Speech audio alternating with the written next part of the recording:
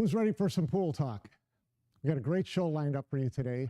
We're going to take a look back at the recent Predator Wisconsin Open 10-ball championship, which featured both an open and women's division. We're going to look at the World Pool Masters from England and the suddenly important Bob Stocks Memorial 9-ball tournament, which had a surprise winner, but it's actually someone you may have heard from. We also have an interview with the one and only Jeanette Lee, and as a bonus, Double J is in the house. All that and more today on Billiards Digest Live.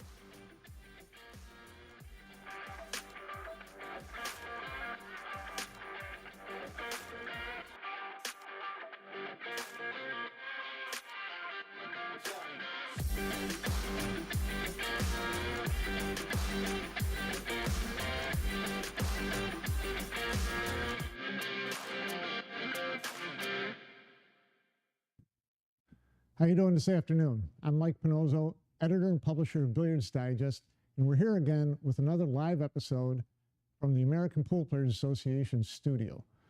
There's lots on tap today, so let's get right to it. This past week, top men and women pros gathered at the Ho Chunk Hotel and Casino in Baraboo, Wisconsin for the Predator Billiards Series Wisconsin Open 10-ball championships. Both the Open Division and Women's Division featured 64-player fields. The Predator Billiards Series formats utilizes 2 race-to-4 sets with spot shot shootouts determining the winner if the first 2 sets are split. It's double elimination to the final 16. Once the event is trimmed to 16, it's best of 3 sets of race-to-4, with spot shots being the decider if the third set goes 3-3. Got all that? The open field was headlined by world number 3 Joshua Filler of Germany, with Fedor Gorst, Greece's Alex Kazakis, and Canada's John Mora among the favorites from the international contingent. Not surprisingly, there was a large contingent from the U.S. in the field, with 4-time Team USA player Tyler Steyer leading the charge. And what a charge it was for the Wisconsin native, who took the hard road to the title match, losing his second round contest to fellow American Tyrrell Blowers. Steyer beat Americans Dave Kasperzicki, Jared Demalia, and Kang Lee to reach the final 16. Steyer was at his best in his next matches, playing a near-perfect 2 sets to oust Gorst, then outlasting Kuwait's Badr Alawadi in the quarterfinals, and finally another perfect match against Peru's surprising Gerson Martinez-Bozo in straight sets. Steyer wasn't the only American making waves in Baraboo. 16-year-old junior player Sam Henderson of Iowa had an amazing run in Wisconsin, starting with his shootout win over former world champion Mika Immonen of Finland in his opening match. A junior at Pleasant Valley High School in Bettendorf, Iowa, Henderson went on to win another shootout against Jeremy Seaman, then defeated both Kang Lee and Vietnam's Tuan Nguyen to reach the quarterfinals.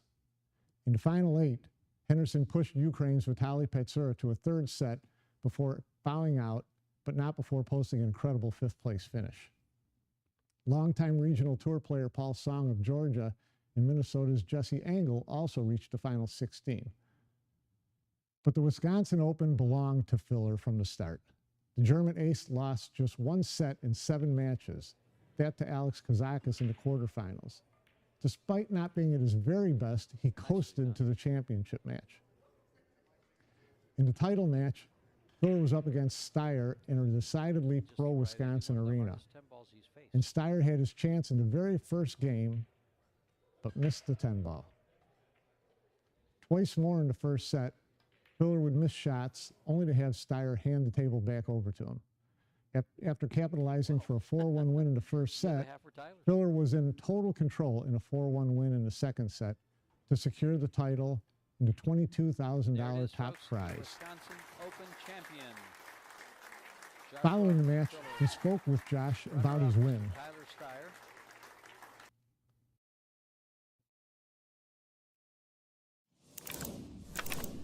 Big week, you played great all week.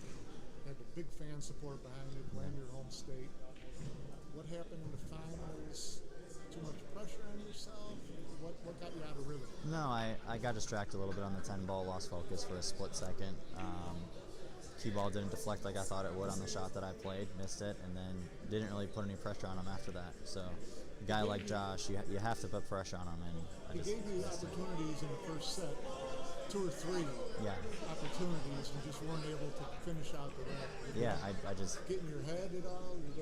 Yeah, of course. You miss a ball like that. You do the best you can with what you're given, but it's you know you need to put pressure on Josh in order to beat him, and I didn't do that. You had a couple tough matches against him in the past year between Moscone, World Games, where you checked up the game. Trust me, I know. I'm going to get him, though, so I'm going to get him. Played great all week, though. You really were in stroke. You know, what were you practicing a lot coming into this? Was this just your type of event? I don't know if this is anybody's event. There's a lot of roles that are involved with the break format. Are the balls open after the break? Are they not? Are you making balls? Are you not? So it's nobody's event. It's a lot of ticky-tack back and forth. But then it could be like the second set where you break, make balls, and it's wide open. So nobody really knows what's going to happen. So I wouldn't say it's anybody's event. I got some good rolls. I played really well. Made some good outs when I had to get to the finals, and then I didn't play well. Something to carry through from this event going forward in terms of the way you played? Oh, absolutely. There's a lot of things that I learned from the final and other matches that I'm going to work on and continue to get better on. Looking forward to the rest of the year, building up some points, get out of the Moscone. Yeah, of course. Absolutely. Great. Thanks very much. Congratulations, Josh. Great performance. Great week for you. You must have felt pretty strong all week. Oh, well, I was playing pretty good the first 3 days, and today, honestly, I didn't play my best. Made a couple of mistakes, which I didn't do in the last 3 days, but all in all, it's just about winning. I did, and I'm just over the moon, Good. The first set in the final, you missed 3 different times in 3 different games and won all 3 games. Surprised? Yeah, well, it's sometimes about being lucky or, rely on the mistakes of your opponents. Today, were you surprised that he made mistakes? He had played so well all week. Yeah, of course, but when you're in the chair, obviously you're just hoping for a mistake because you want to win. And sometimes they do mistakes, sometimes they don't. So today I think it was just meant to be. Yeah. And honestly, the break also was working quite well.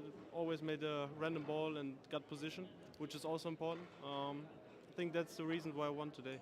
Yeah, your break was very good today, and he's a big 10-ball breaker, and his break wasn't as strong as yours. Right. Were you hitting it any differently? What were you focusing on? Oh, well, I was just saying myself, just hit it nice and square and give it a good whack. Yeah. And hoping for the best. This is the only thing I did. And this is your first Predator Pool Series win, correct? Yeah, that's correct. But this year you've also won the Bigfoot 10-ball. Didn't you win the Bigfoot 10-ball? And no. Then finished 3rd in the World 10-ball. I finished 3rd in the World 10-ball. In the Bigfoot, I lost, I think, in the 2nd round already. Okay. Close. My mistake. Close enough. Close enough. So, looking forward to another big year? Of course. Always do. Obviously, I missed already a couple of events like the World Pro Masters and the World 9-ball. But sometimes I just didn't play good. Didn't felt good. Just working on it on the mental part sometimes, because obviously there's a lot of pressure if you want to get into the Moscone and winning or being the number 1 as well. Well, it's just about practicing and being positive, and in this event especially I felt very good, so I hope I can continue like that. And you were able to get through the whole event without having to play a shootout. Yeah, luckily. That's a big thing here, luckily, right? because I never won, always lost in the shootout, especially in the last 16 or something. Yeah. So it's good to avoid it. Yeah, true. Because sometimes you just miss it, and then your opponent gets like a motivation, makes click, and then they don't miss, and then obviously you're going to lose. Yeah. So luckily I didn't have to get into a shootout. Well, congratulations. Nice Thank tournament you. as always. Yeah, thank you. Cheers, thanks.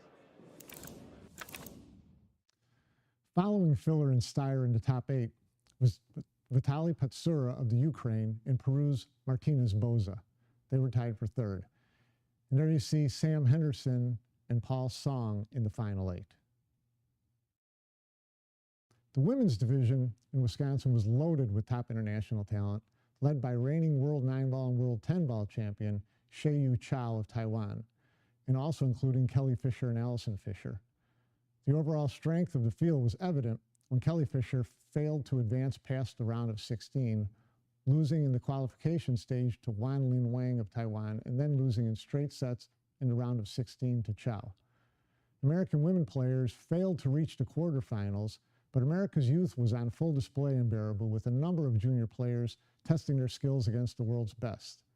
The top finisher of the bunch was Killer P, Priscilla Kingsley, who reached the single elimination stage before falling to Bulgaria's Kristina Zlateva.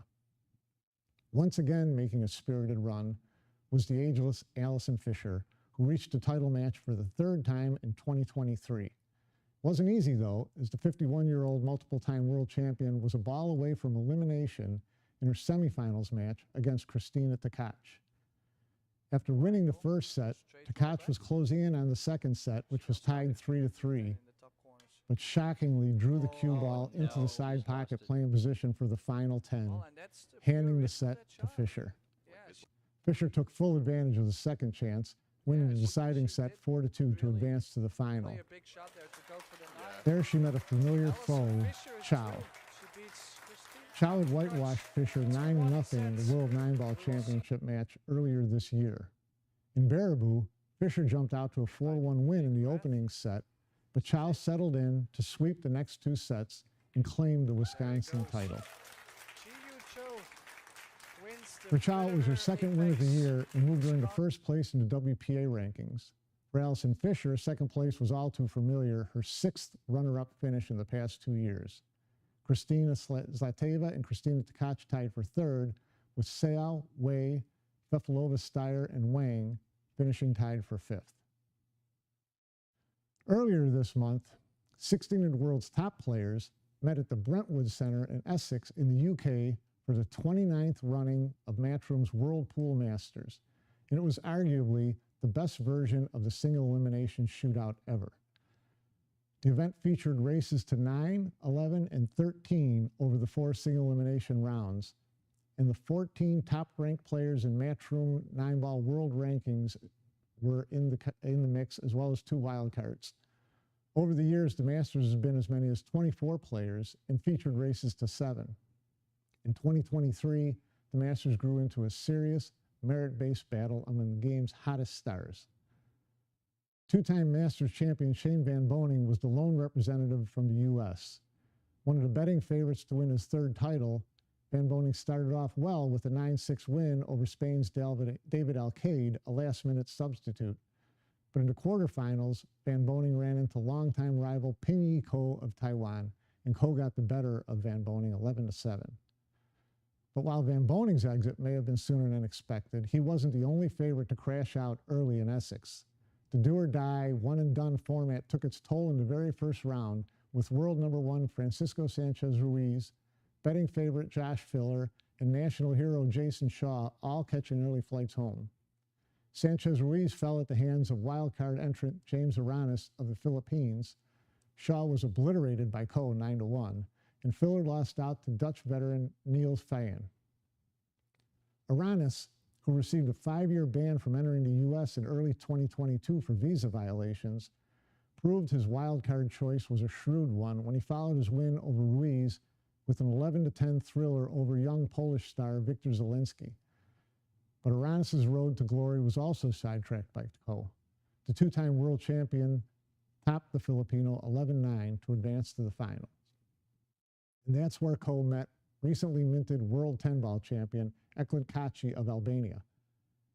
Kaci had no easy road in Essex, defeating Austria's Albin Auschen 9-7, and then surviving back-to-back 11-10 wins over Austrian Mario He and Fayen to find himself up against Ko for the Masters crown and its $40,000 payday.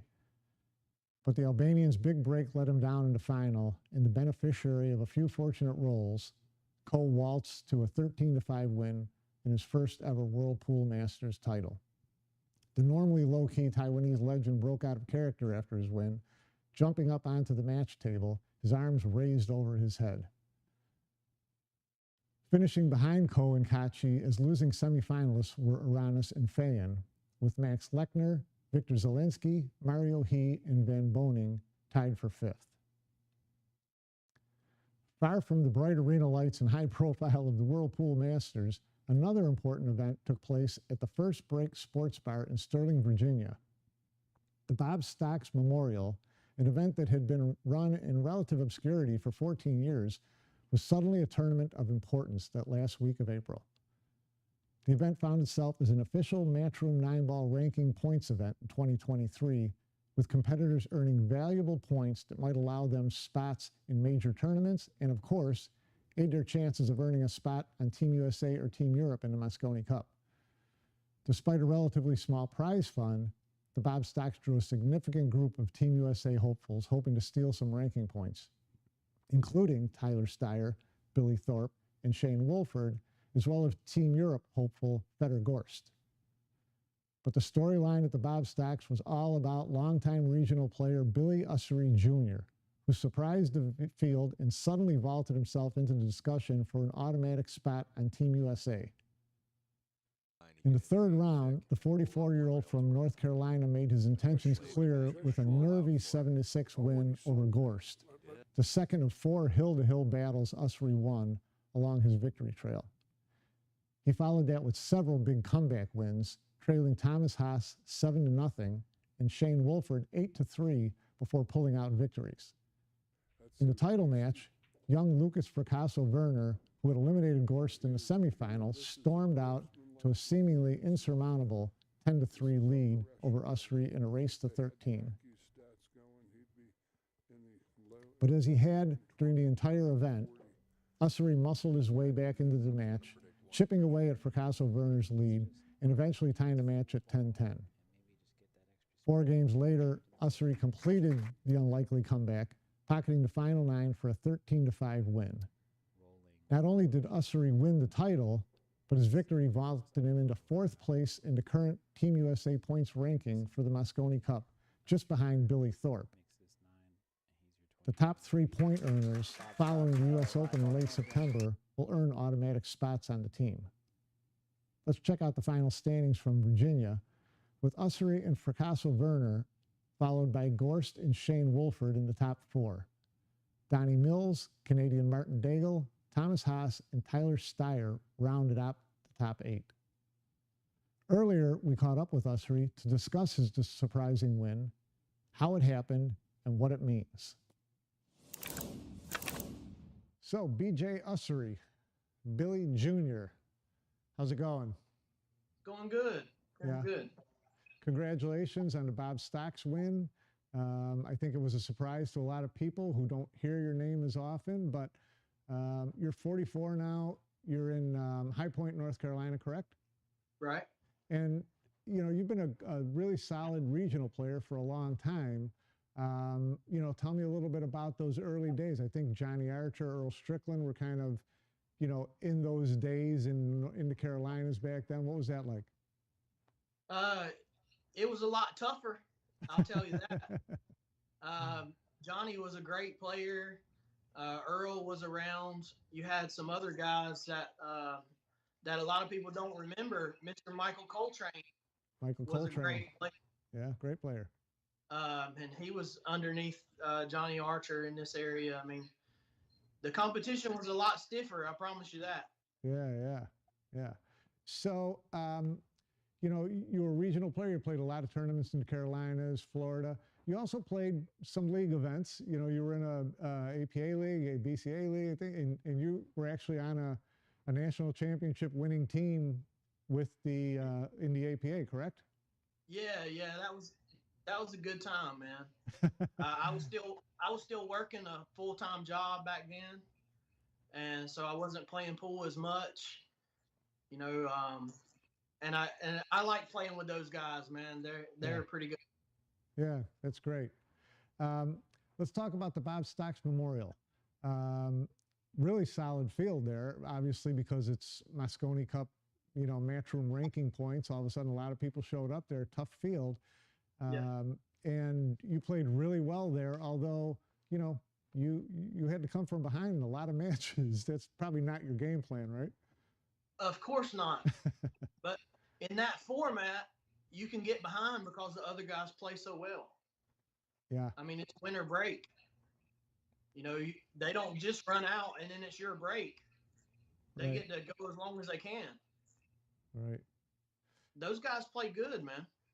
Yeah, well, you beat Feder Gorst. That had to be kind of a feather in your cap. You had to be pretty proud about that. Was that the match that kind of gave you a feeling that, you know, maybe you could run this field? It was kind of a feeler early. I've always played better against the better competition and kind of played down to the lower competition. Yeah, that happens. Yeah, when you don't get to play the top guys week in and week out, that's normally how it works. But yeah, it gave me an idea that the weekend could be really good. Yeah, yeah. And so, you know, going into the Bob Stocks, what were your expectations? What were you hoping to do? What were you hoping to achieve? What were you hoping to learn about your game? And then, you know, what did you learn about it coming out of there as a winner?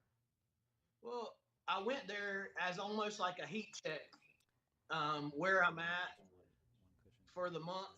And I hadn't really practiced a whole lot, but I wanted to see what I could do on just where I'm at now. Right. And I got a few fortunate draws, but I end up winning, and it let me know that I don't have far to go. You know. Yeah, yeah. Now you win Bob Stocks Memorial. All of a sudden, people are telling you, you know, BJ, you're fourth in the Moscone Cup rankings, just like that. Yeah. You know, is that something you think about now? Has it changed your plans going forward and how often you're going to play, where you're going to play? Yeah. I'm scheduled to be in Sacramento next month, and then Des Moines, Iowa, in July for the two that are the closest in the United States. Just to see if I can acquire some more points. Yeah. So it's definitely something that I'm going to shoot for in the short term. Yeah. And then we'll reassess after those two events and see if I still have a shot. Yeah. Well, you're planning on playing in the U.S. Open as well, correct? Yeah, I'm paid for U.S. Open. Okay.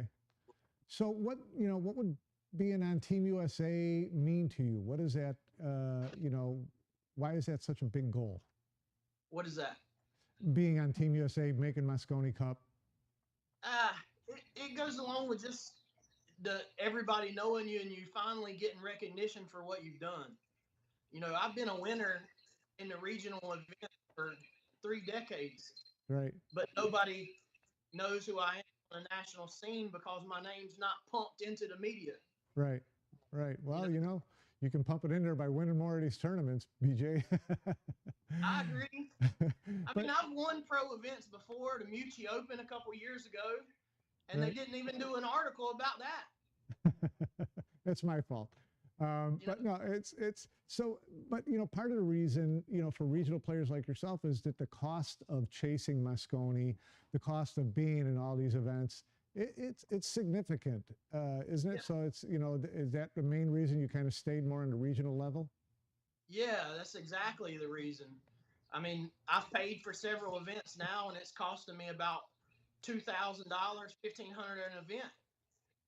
Yeah. You know, I mean, I'm financially able to do it myself now, but it'd be nice to have some help. You know, a lot of these guys are raffling off stuff, or their parents are helping them. Yeah. You know. Well, you know, it is. It's a tough road, and it's a costly road.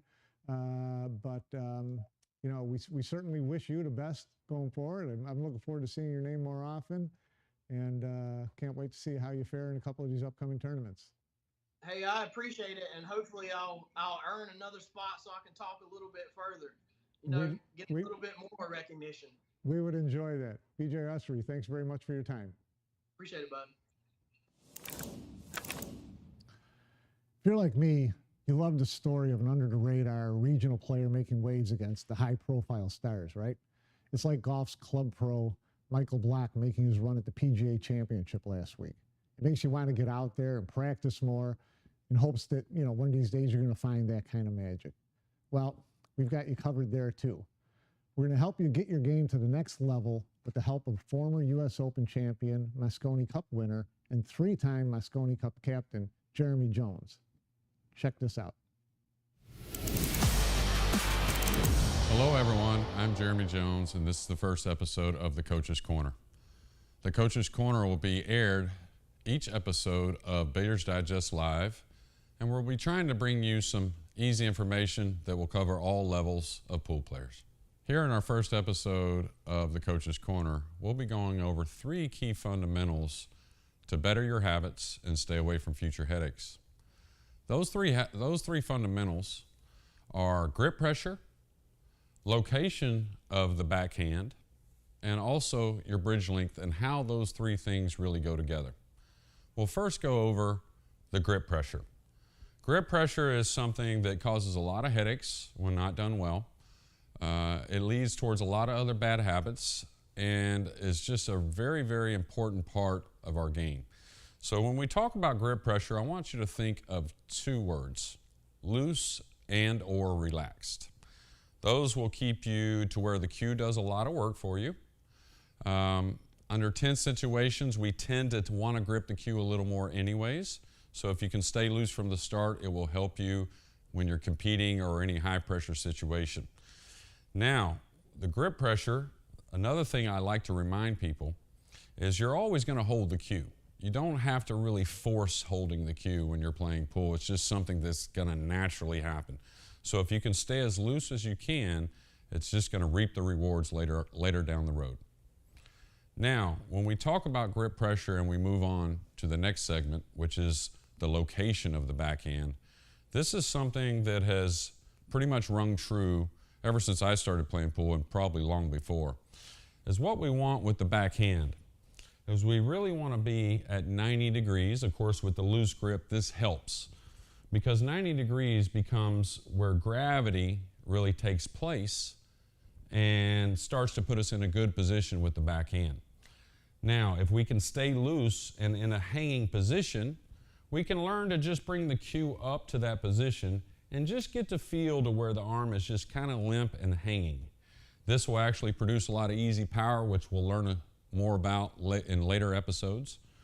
But it also usually feels your best when you strike the ball. Now also, when it comes to, those are the positives of being at 90 degrees. Let's talk about the negatives of being off of 90 degrees. The one that's not the most uncommon is when we're beyond 90 degrees. That is something that is usually quickly fixed. We see it a lot with young kids, maybe smaller individuals at times. And what happens is the children start to spread the hands to be able to handle the weight of the bigger cues. Otherwise, the tip would kind of go forward. And if you start at a young age, you can easily kind of stay a little bit past 90 degrees. And what happens is, if we take the cue ball and we think about striking the cue ball, one thing that we'll learn about 90 degrees, well, that is the bottom of the arc. So when you talk about the bottom of the arc is the most strongest point in the swing.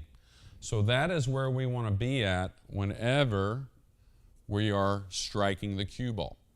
So if we get a little beyond, what happens is, imagine again the cue ball's here. We're kind of in the air. We're in a very weak position when we impact the cue ball. So what happens is it's very hard to continue the stroke. The cue ball kind of becomes 2 or 3 times the weight that it actually is because we're in such a weak position. And also, it kind of wants to stop the stroke, but we also get a lot of percussion, meaning just a lot of movement of the hand at impact because we're in a weak position. Now, if we talk about being forward of 90 degrees, forward of 90 degrees causes a lot of the same problems as beyond 90 degrees, behind 90 degrees. But what happens is, this is a more common thing that we see with players because you do have a bit more control than beyond 90 degrees, and it just kind of feels better, but it does cause a lot of the same issues. Because when we're forward, we start to tighten up here, even without the cue stick in my hand. As soon as I move the arm forward, I start to feel a little tension here on the inner part of the arm. So if we're forward at address, at impact, well, we don't have a whole lot of stroke to go forward with. We don't have a lot of space. So therefore, we usually don't take much of a backswing, and we become a very quick, kind of hitty kind of stroke, which leads to a lot of problems. The main thing about a hitty stroke is it's not very repeatable. Repeatable is what we want, and we also want things we can rely on. So the loose grip at 90 degrees are two things we can certainly rely on. And then that leads us to our third, which is bridge length. And bridge length is pretty simple overall. As long as we can stay away from extremes is what I tell most people. So we don't want to crowd the ball too much. That one is fairly uncommon. The one that I think is one of the biggest killers in the game is the long bridge, a bridge that gets way too far away from the cue ball. And what happens is, whenever we get a long ways from the cue ball, most people actually develop a shorter stroke because they can't handle the takeaway with being so far away from the cue ball. Also, what happens is we end up becoming a hitter of the cue ball much more because we don't want the back elbow to break down. So now, even with the loose grip, even with at 90 degrees, a long bridge will become as big a killer as anything in the game. So my suggestion is probably between 6 to 8 inches. That's your kind of medium for the bridge, your regular bridge. Sometimes we'll shorten it up for certain situations, like taking power off the ball. And sometimes we have to have a long bridge because of the situation, whether we're stretched over the table or another object ball. But for the most part, somewhere between 6 or 8 inches gets a ton done. It gives you a lot of room to make a backswing. And it also will create much more of a follow-through on the swing itself. So if you can, stay loose, 90 degrees at the back, a very, very, very important part of the swing. And then again, try and manage your bridge length. And that's a good word to think about, manage. If we in a good bridge position, now we can let the swing kind of go where it wants and it won't be out of control. So again, if we can stay loose with the backhand, get it at 90 degrees, be pretty simple with the bridge length, nothing too short and nothing too long, that's going to lean towards better habits in the future and a lot less headaches. So stay loose.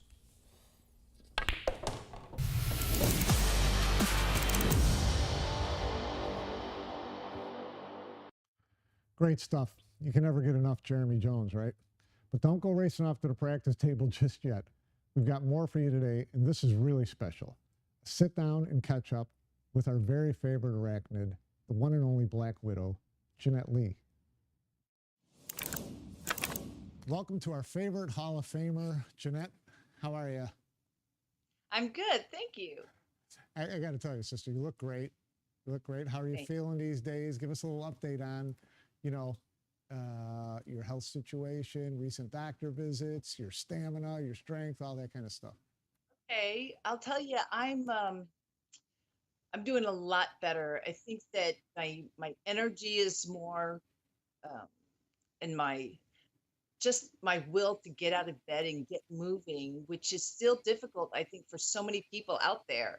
And so for me, it's still a struggle. I think so many things changed when I got cancer. Like, I literally just shut everything down, right? So my business and traveling and just everything. And now that I'm healthy, I need to start things back up again, and I'm ready to do that. But it's a little slow going. And Mike, I've been trying to start hitting balls and things like that. And it's sad. Well, no, it's not. You look great and you're doing great, and it's obvious that you're. It's a terrible picture. No, it's obvious that you're more motivated now to do things, and feeling healthier and wanting to charge ahead is part of that, right? Yeah, my doctor visits are a lot more regular. My CA 125, my tumor markers are very, very low. So I'm healthy, and there's no reason why I can't get back to that. I think it's just that once you've got hit hard and you fall back and you fall down, I tell people, like, sometimes the most courageous thing you can do is just get out of bed. Yeah. But even after you do that, you can still like be in your robe and lull around the house and kind of make it through to different things, but I want more than that. And I want other people to want more than that for themselves, because we can have joy again. And it hasn't been like so fun the last couple of years, but I've been trying my best to make memories with my daughters and make sure that the people that I love know how much I love them. And um, I was in a really good place because I was really blessed by just how many people love me. Like Yeah. Well, there's so many people I just touched over the years, and they literally all came out of the woodworks. It was, you know, and I think that even though you do things for others and you impact them and you have that kind of really great relationship, you don't necessarily always hear them say, "Oh, this is how that affected me, and I've right. grown up now. This is me now, and you influenced me in this way." And I was just hearing so many things, and it just gave me so much strength. And I really want to encourage others, but that means that I can't just stay disabled. I can't. Yeah. So So you feel like just want to it's want almost to like break. you feel like an obligation almost to those people. I mean, it's, the love thing is a reciprocal thing, right? I mean, you helped so many people over the years, inspired so many people over the years, and then when you needed them, they were there for you. And so, it strengthens both of you. And I think that, you're getting joy out of doing things like playing again, getting out in public and grabbing a cue and hitting some balls, and that brings them joy as well to watch you do that. Are you having fun playing again? Is it something, you're starting to get a little bit of an itch again? You can see me over there, and I'm talking while I'm shooting, which just shows you why I haven't been playing well. But I was entertaining the crowd, so I'm just this year starting. Last year was the tester. I had like one or two appearances that Tom George, my manager, was like, "Jeanette, let's just take it slow," and I just trust him, and I agreed with him. And so we just did a few appearances, and they did really wear me out. But again, through all of this, I've been doing physical therapy. I have to do speech therapy to help me with my memory and some other things that I think um, might have been some chemo, but I think a lot of it was those accidents, the car accidents that I had, where Yeah. I got those head injuries because it really kind of affected my thinking. Right. And but working on everything, just working to get stronger. I've lost a lot of weight, so now I'm working to build that into muscle. Right. Because I do think there's such thing as too skinny, and that's kind of where I'm at right now. I grew up so Uh, skinny, so you're talking to the right person. But no, you're doing well. I mean, you're obviously, working hard at it, and it's great to see you out there playing more and doing more things, engaging with people more. And I think, it doesn't surprise me that you're wearing yourself out, because you've never really been good at saying no when it comes to making an appearance or staying an extra hour or staying an extra 5 hours. So that's all great stuff. I do want to touch on, a recent appearance you made. You're an APA league operator, and we're at the recent convention, and you received a special recognition, a special award, Achievement Through Adversity. That had, I mean, if anybody speaks to achievement through adversity, Jeanette, it's you. So tell us what that meant to you, and tell us what that felt like.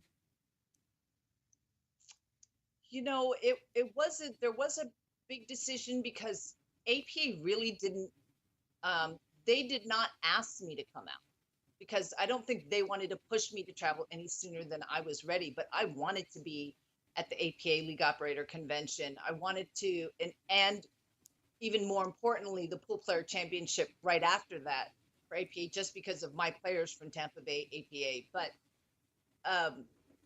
through all of that, I wanted to show people that I am up and I'm healthy, and I feel like it does inspire so many people. So it's important for me to do the extra work, to be at places that maybe I'm not expected at, but I spent the money and went out there so that I could just be amongst everyone. You see, oh, that's a beautiful picture of me hugging a fan. There were so many fans that have been affected by cancer in some way.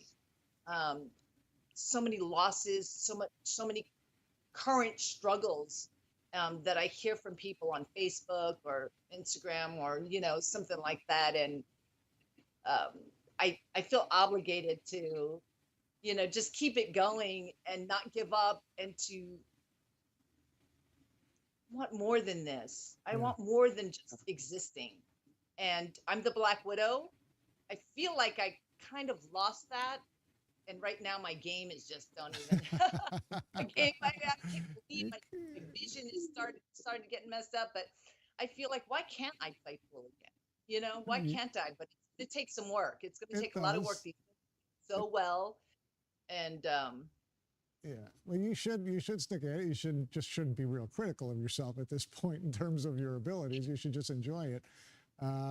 Your story is inspiring, and it's been told so many times. The documentary, the 30 for 30 documentary on ESPN, is still very prevalent. I know that you were recently out in California at an Asian film festival, Asian Community Film Festival, where they showed the film, and it had to be huge. And so that story continues to be told. Just watching a movie about me, I mean, what an honor. And think about it, like, yes, I built my name in the sport, and I tried to do the best I could to bring new people to the sport. And I know, like Allison and some people think that the most important thing was to be famous, but it wasn't. It was always to be the greatest player. But I knew what I needed to do to make money. I still had a responsibility. I still had a family. So I did everything I took in that way. But it's not that was more important than being the best pool player. I just didn't do the best job of handling. Well, I did an okay job trying to balance it all, And I always tell Allison, when she first came and took my #1 ranking, it was like, she didn't take anything that I didn't give her. I always tell people, like, if somebody gets above you, don't yank them down. Don't put them down. Don't be jealous. Work harder. Right. Just work harder. And I just didn't work hard enough. I didn't continue to build my game enough. And Allison is so skilled and so consistent. I have a tremendous amount of respect for her. She was, to me, my greatest competitor. I think we had some of the best, most exciting matches out there. We had an awesome rivalry. But there did come a time where I was playing less pool due to my health and sick shoulder. But I would like to play pool again and get out there and see the girls and break balls and take names and do all of it. And I don't know that I'll ever be #1 again, because it takes, I feel, at least 40, 50, 60 hours a week. I mean, it's a job. It's a job. I'm not about to be #1. Yeah. I'm not talking about just to be a great pool player, but if I wanted to get back there and be beating Allison and Kelly and Christina Koch is coming up and all these fillers and different people, good players, all our juniors, Savannah, and my darling Sophia Mast, who plays in my league right here. She started in my little juniors division, and I just love to watch them play. But I want to be out there, so that's my dream. Well, to still have something I love, not just being a mom, and not just being a spokesperson for ovarian cancer or for Asian Americans, which is, by the way, very important to me, to just out about the strength and the beauty that Asian Americans have and have contributed to this country, because there's a lot of racism going on, and just creating more awareness and kindness in the world, I think, is so important. I know that one of the encouraging things is that as you start to get back into playing and you're out in the public more, that there's more chapters to the story, right? That's what we're looking forward to, which leads me to you announced a new book deal. There's going to be the Jeanette Lee story out there. Tell us about that. Yes. So when the movie, by the way, you can catch my movie Jeanette Lee Versus, which I think was a really cool idea by Ursula Liang, the movie director, on ESPN Plus. So when you go to ESPN Plus and you look for the 30 for 30s, and if you don't have a subscription, you might have to pay for the subscription and then cancel it. It's worth it. Or something like that. Yeah, it's worth it. Trial period 7 days, or find a coupon code to get to watch it. It really gave a lot about my life and a different perspective of what built me into who I am and the kind of person that I am. but you can only fit so much in in an hour and 20 minutes. And I think that she fought really hard. She wanted to get 40 more minutes, but ESPN had a certain, parameters they had to stick to. And so everything wasn't there, and I still have more to say and more to share and more experiences. And so a book deal was kind of the natural thing. So Sure. Octagon, Tom George was able to get a book deal with Triumph Books for my biographies, my autobiographies. So I've been writing that, and I have the help of Dana Benbow from Indianapolis Star. She's a great writer, and she's going to be helping me just to get everything packaged up, Right.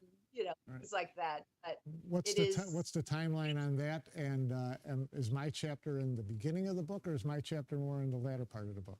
Somewhere in the early part. What you in there, I promise. But yeah, I'm not even sure of the name yet. But yeah, it should be out next year. We'll be done with it this year, and then go through all the, rigmarole, and then you should be able to get my autobiography next year. We'll be promoting it and things like that. And I will look forward to my autographed copy. Something else I wanted to mention is there has been a great demand. I mean, I had a demand before, but it's really kind of bumped up on where can I get your autographed cue balls? Where can I get your autographed shirt? Where can I get? I haven't had a store. I noticed Fedor Gorse and Allison and Kelly and everyone's, got all their products going out. And I actually had someone lined up to do all that for me. And then he fell off the face of the earth.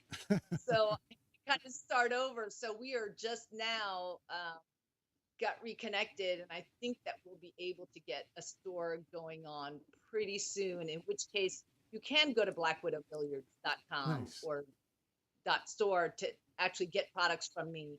But worst case, I might just do something on Facebook on my Jeanette Lee, the Black Widow Facebook page. I'm sure there will still be plenty of demand, as there always is for you. On top of the book deal, Vogue.com is going to be featuring you soon as well, correct? Yeah, I mean, how cool is that? Like a glamour magazine. It's just so exciting. And I know it sounds like I'm being very vain about, oh, that's a nice picture we made through APA photo shoots. Yeah. But I'll tell you, I don't like that picture. But We should have cleared these with you, but we're doing the best we can. Yeah. I like that. I felt really fierce and edgy, but it just doesn't look like the real me, in my opinion. But right now, I don't feel like I look like the real me. But I just I really want to just continue making a difference. I think that's like the thing to me right now. And aside from that, selfishly, I want to find time to just start playing pool again. Like maybe just even 20 hours a week, something, so I can get out there and play in some of these tournaments again. Well, that would be great. That would be great. That'd be fun to see. We want to see you out there continuing to make a difference in these different platforms, whether it's books, Vogue.com, appearances. It's all great to see. And, everyone is still rooting for you, Jeanette. And, Thank you. We're delighted to see that you're doing so well and looking so well. And I'm trying to do more about the social media, Twitter, Instagram. My Twitter handle is Black Widow, which I think is awesome that I got it and Scarlett Johansson didn't. But I have Black Widow Twitter handle, and for Instagram, it's Jeanette Lee. But I will be posting whenever this book comes out, for sure, or any of these different things. And I am doing more appearances, especially for APA. And so I'll always be kind of shouting out to everybody about where I'll be so that you guys can catch me and stay in touch, because I love to stay connected. Well, we look forward to staying connected with you more in the future and having you back on and getting more updates, because there's always a lot going on in your life. And Jeanette, we really appreciate your spending time with us this afternoon. It's great to see you as always, and we look forward to talking to you again soon. Thanks, Mike. I appreciate Billiards Digest and APA. So thanks for everything you do for pool. I mean that so genuinely. I appreciate that. Thank you. Doesn't she look and sound great? It's always great seeing Jeanette, and it's good to see her in such good spirits and such good energy.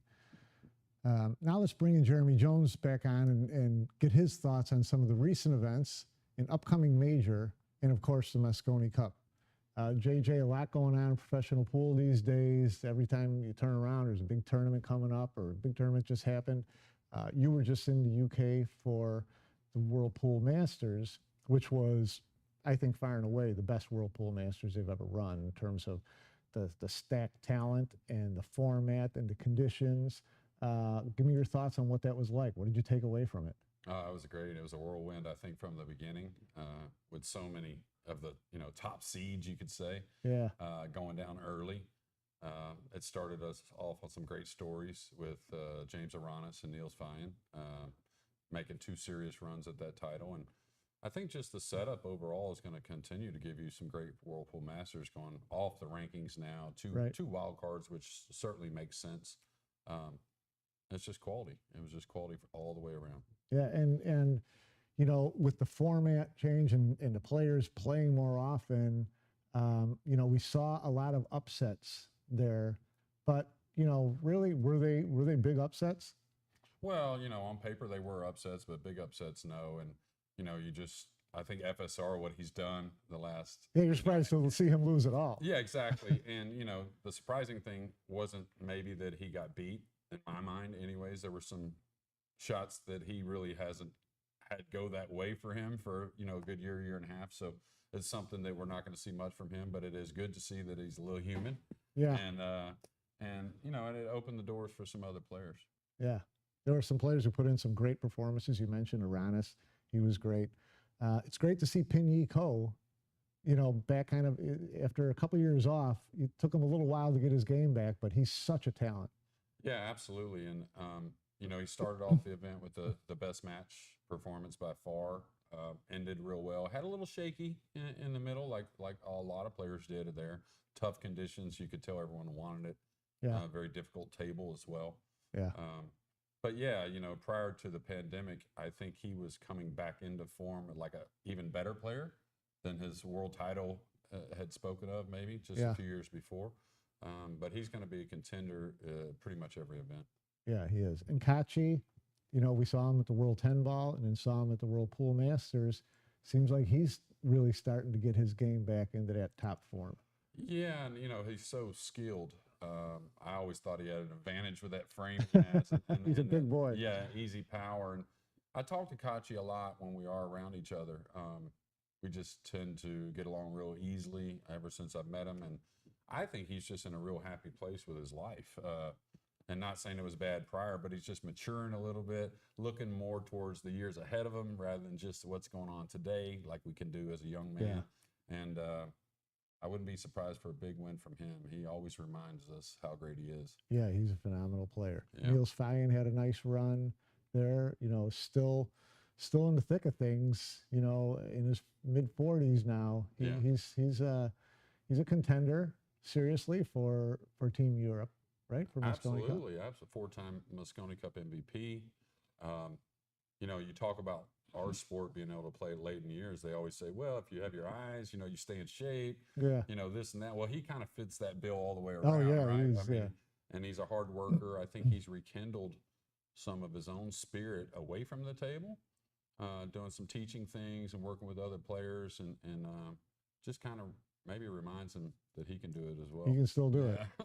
What was your assessment of Shane's performance? He only played 2 matches, but a little uneven, don't you think? Yeah, I brought up FSR. We saw a few shots from FSR I've never seen in that loss. And we saw that from Shane. He seemed a bit out of sorts. I talked to him a few times. I talked to him a lot after the event and said, make sure you're scheduling that rest. Shane has earned the right to earn dollars easily in our sport because of all his success. But a long trip to the Philippines, that probably takes a little out of you. Yeah, and the one thing that, you and I talked about it before, that I still think Shane's a top 3 player in the world.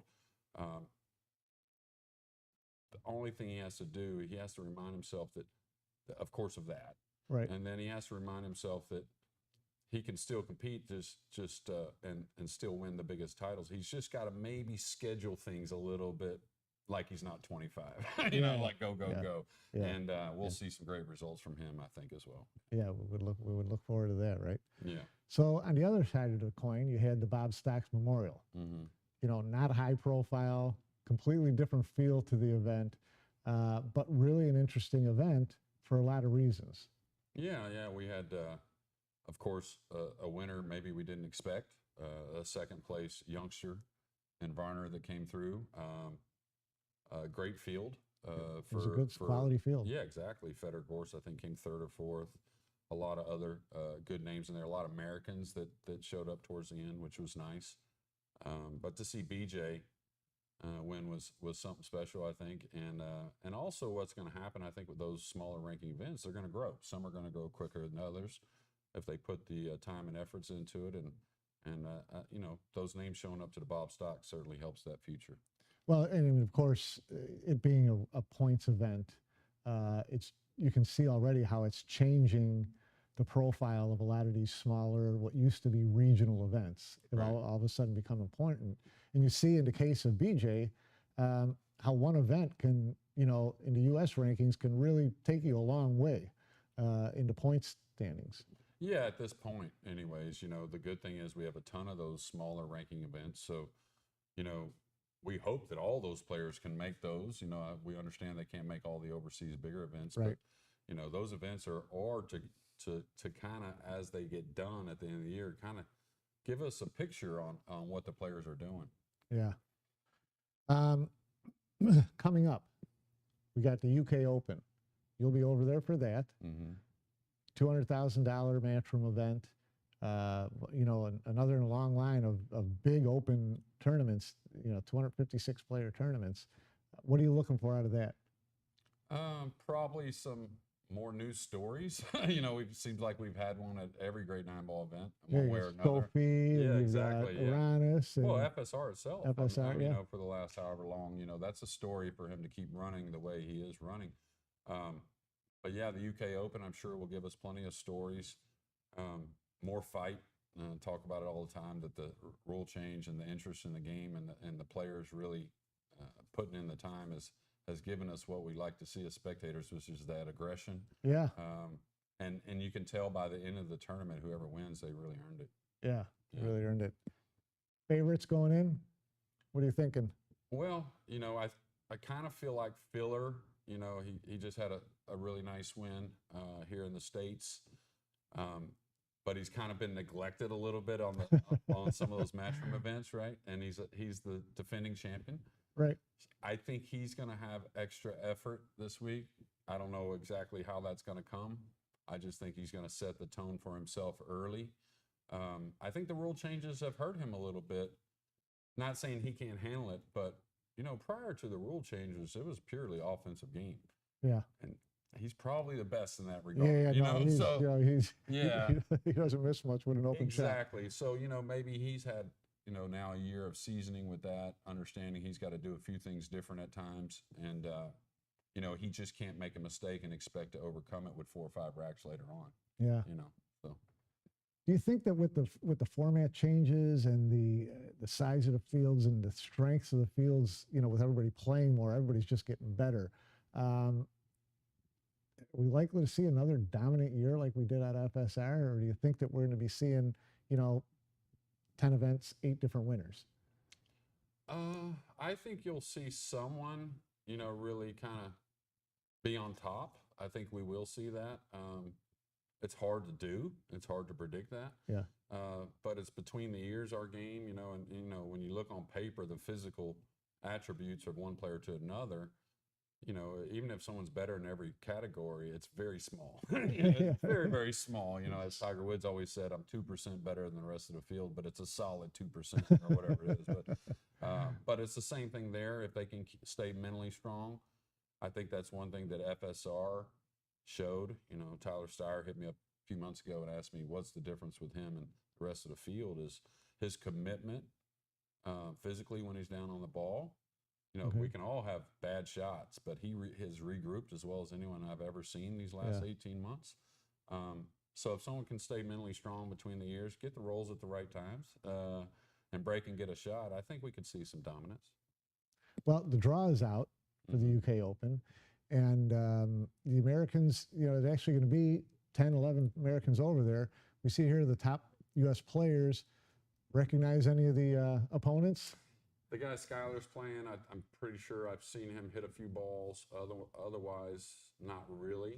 A good name to see on the bottom left of that screen, though, Billy Thorpe, who, had a little time away from the game there for a spell, but he's been playing a lot.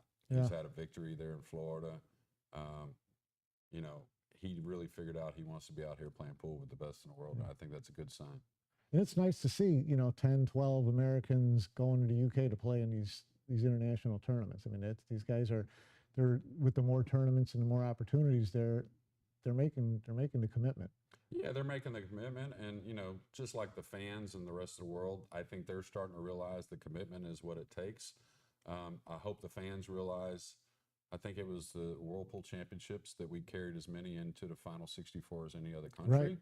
Right. We didn't carry them all into the final 16 and whatnot, but I mean, it's a process. Yeah, it's a process, and there's a lot of pressure on the Americans that are out there doing it because everyone's wondering why aren't they there. Right. So the ones that are out there committed, they got their own pressure plus the pressure of the red, white, blue behind them, which is a great thing to have. Right. But it is pressure.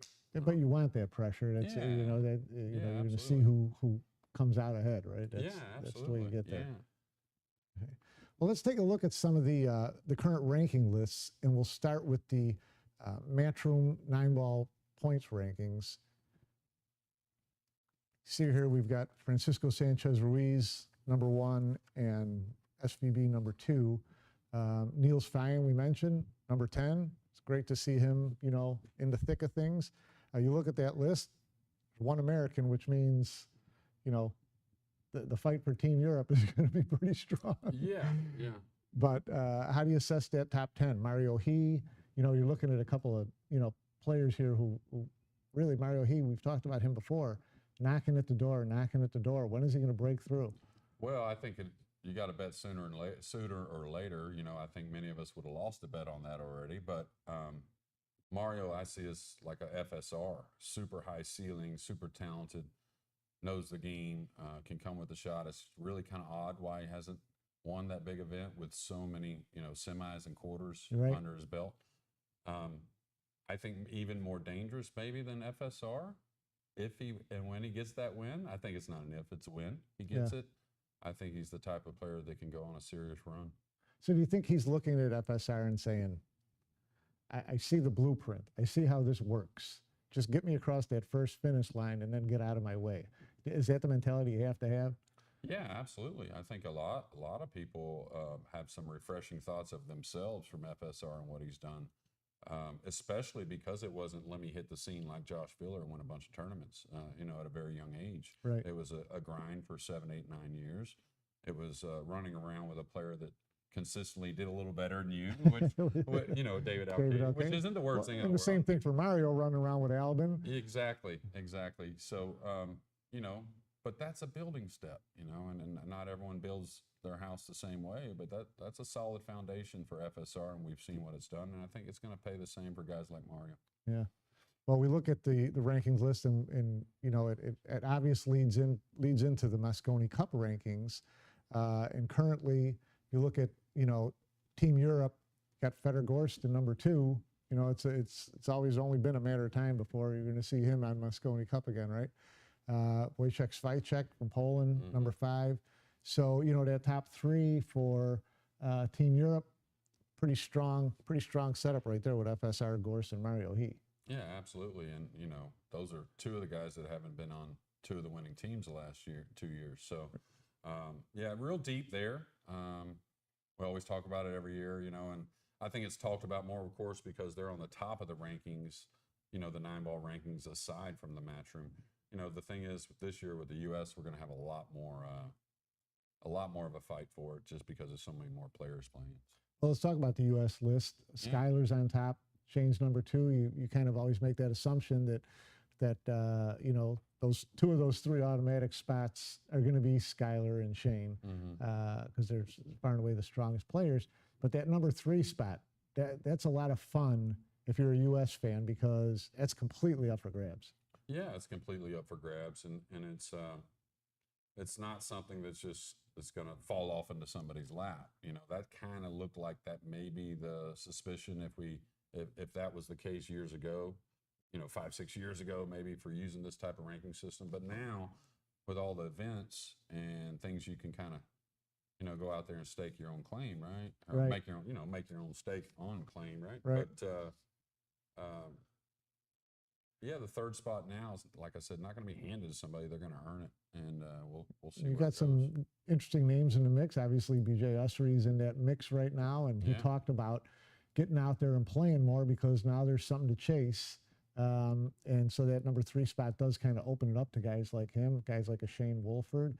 I know, you know, we can't talk about Moscone Cup from a captaincy standpoint yet because word isn't out yet. But Yeah. but you look at these opportunities and these guys who are going to go try to take that spot.